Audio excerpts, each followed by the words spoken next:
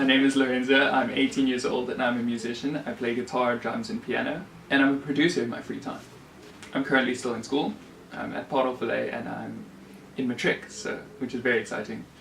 Next year I plan to be studying theology, and that is going to be a jam.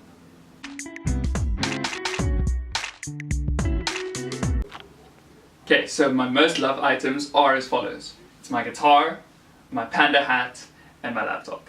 Let's go.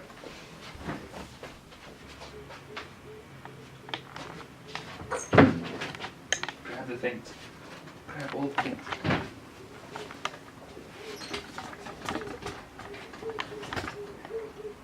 These are my favorite things because my guitar I use almost every single day. I use it to express myself, I use it to tell people stories, I use it to change people's lives, and just to give them something that can help them escape. So that's definitely why my guitar is one of my favorite. This is my first guitar.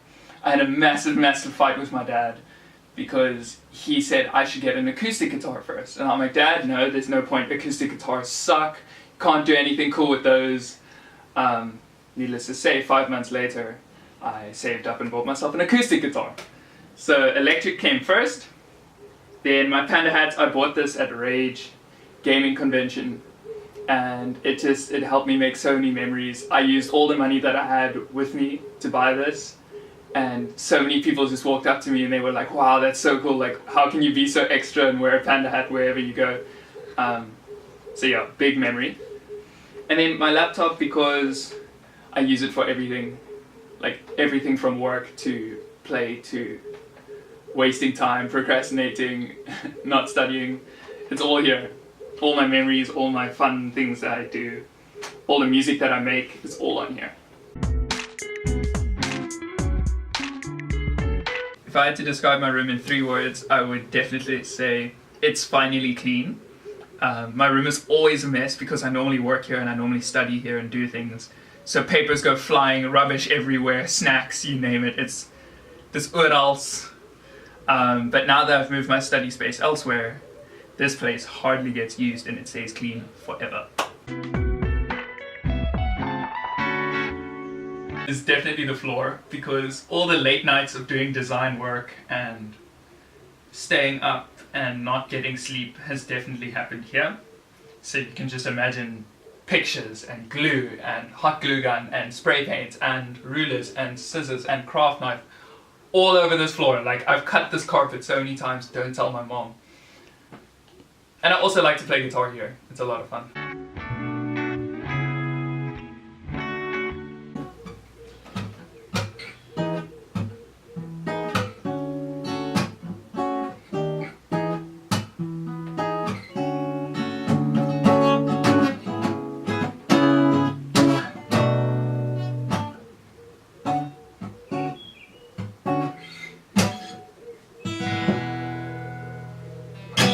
Okay, so music is a massive part of my life. I've been a musician since we moved here, since I was in grade 5, so that's what, 2010, 2011. And when we moved here, before then I hadn't had the opportunity to study music or to learn how to play anything. Well, my dad bought me an acoustic, well, a classical guitar, but I was never any good, and there's no real teachers in Mozambique. So when we came here, I was like, sick, I'm gonna do this, all my friends are doing it, this is so cool. And I asked all my classmates what they were doing, and they were all becoming drummers. Everybody wants to be a drummer. So I was like, okay, cool, I'm gonna become a drummer. Had a massive fight with my dad. We were like, I wanna learn music. He's like, cool, when do you wanna start learning guitar? And I was like, no, I wanna be a drummer. And he's like, but you can't take drums with you if you go camping, or if you go to a campfire, or if you go jaw with your friends, you can't take a drum kit with you. And I'm like, still, I don't need friends, I've got drums. So I became a drummer. We bought a drum kit, like a really cheap one. And I started just bashing away. And I did that for a while. Then I played my first gig, got bored, quit. That was my only goal, just play a gig, be famous, do the thing. Then after I had quit that, I did piano for a year. So I played classical piano. And that was cool. I wrote my first piece, played that on a grand piano, which blew my mind. And then that was my only goal there, so I quit. And then I moved schools to PV, and drums were full. I didn't know nearly enough theory to play piano. So I picked up the guitar and I started learning guitar for like 6 months. Played my first exam, passed it, quit. Wasn't having any of it, didn't want any of it. But I still had all my instruments and I still had the opportunity to play, so I kept playing. And yeah, music's everywhere. It's literally everywhere, no matter where you go or what you do. Whether you were living in Cape Town, whether you live in Mozambique, whether you live in Somerset, whether you live overseas, music is literally everywhere. There's rhythm everywhere, there's melody everywhere. There's melody in the bees, there's melody in the flippin' flies, and there's rhythm in the way we move, in the way we live. We do things to a beat. And I've discovered this, and I've fallen in love with it, and it's changed my life.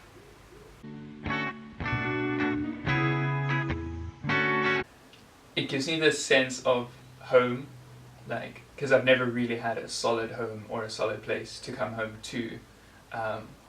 All the family environments that I've ever been in have been really rough and really hardcore, and everybody fends for themselves. It's never been like, we've got you, we've got your back. And whenever I come into this space, it reminds me of the people who have my back and who are just like watching out for me the whole time. And it just makes me feel like I have a place. Whenever the world is falling apart, when everything's going mental, I can come here and I can chill, I can switch off. I don't have to worry about other people's problems or other people's things. I can just be me, I can just relax, and I can fall apart even, which is totally what happens sometimes. Yeah. So the things on my wall are mostly memories. Some of it's like school stuff, which I have to keep track of, and I know I'm going to forget about if I put it in a file or whatever. But other things are like memories, like I Stedford Awards, little notes from friends, projects and things that I've worked on,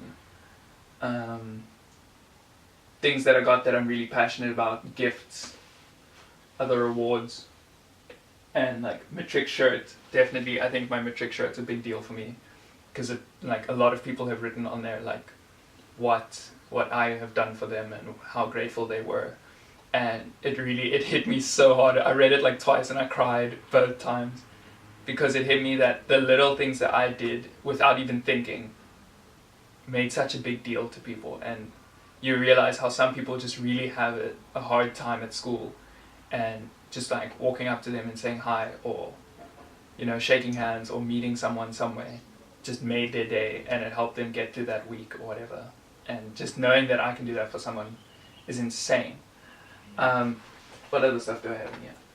I've got signs and stuff to remind me who I'm trying to achieve for, what I'm trying to do, to remind me to breathe, because I get really stressed out and like I just become a mess. Music stuff, naturally, because I need to keep track of those ideas and those rules. You got to know your rules before you can break them. So yeah. Something that keeps me grounded, I would have to say, is my folks. Not biological folks, my guardians, my chosen family, because they've been the first example of real, genuine family that I've ever had. Like, my biological mother didn't do such a great job. My biological father is a provider at heart, so he wasn't really around, he was always working. So the fact that I could actually come into this space and join this family, and they accepted me so openly, is incredible. They've shown me who I can be, and they've just changed, they've helped me change a lot. And they've given me the best gift that anybody's ever given me, which is my faith. I remember back in the day, my friend and I, we wanted to go to youth, and it was his first experience of youth. And we went to New Gen, and we rocked up there, and the gates were closed, everything was dark, and we're like, okay, what's going on? And we realized, oh, it's not on tonight or whatever. And my mom was just like, yeah, but you have to come to my church eventually, so it might as well be tonight. So we rocked up at her church, and I'm like, no, your church is old, and people are boring, and there's no fun here. And we ended up walking in, and I met some of my closest friends that night, who are still friends with me today. and yeah, we just had a ball. And then I found out that that's where I would encounter God on occasion after occasion after occasion. So God keeps me grounded and my family keeps me grounded.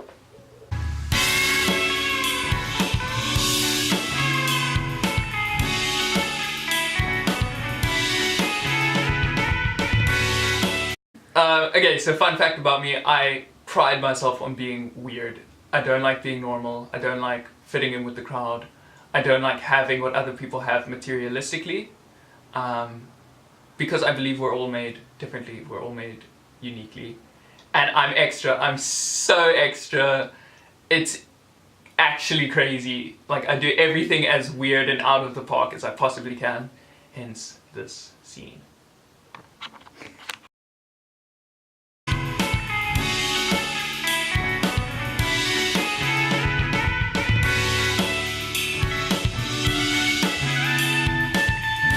Okay, so soundtrack of my life, my 5 songs will have to be not in any particular order.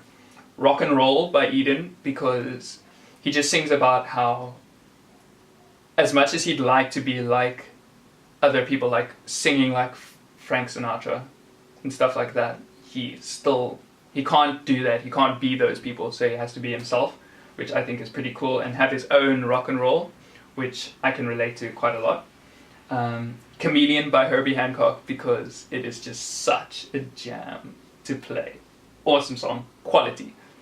Oceans by Hillsong, because I personally believe that if you've ever been through a struggle and you can look back and see where God was in that struggle, then you get through it, you come through it and you realize, hang on, like I wasn't alone in that situation, and that gives you the foresight to be prepared to go into another situation like that if God is with you. And then Loverboy by Foom Fiferit. Best song, quality, love it. It's just got such a good vibe to it. The percussion is amazing. And it gives me a mood. It reminds me of Bay, so, I mean, obviously. And then, last but not least, a German song, Einmal sehen wir uns wieder. And it was my dad's favorite song before he passed away. So, I have a serious connection with that song. And every time I listen to it, I either cry or I smile. There's no, like, in between. It either gives me, like, a super high or, like, a really big low. So it's a gamble when I listen to that song. So those are my favorites. Thing I'd like to say about my space.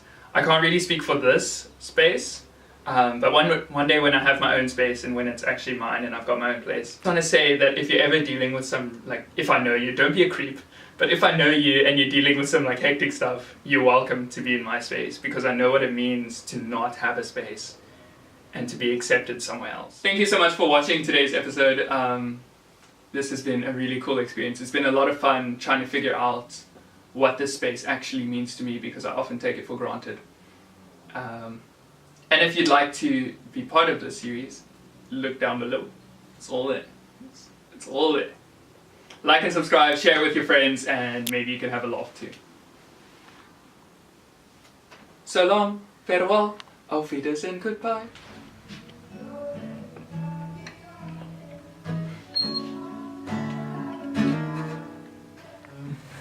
Yeah, I never sit here.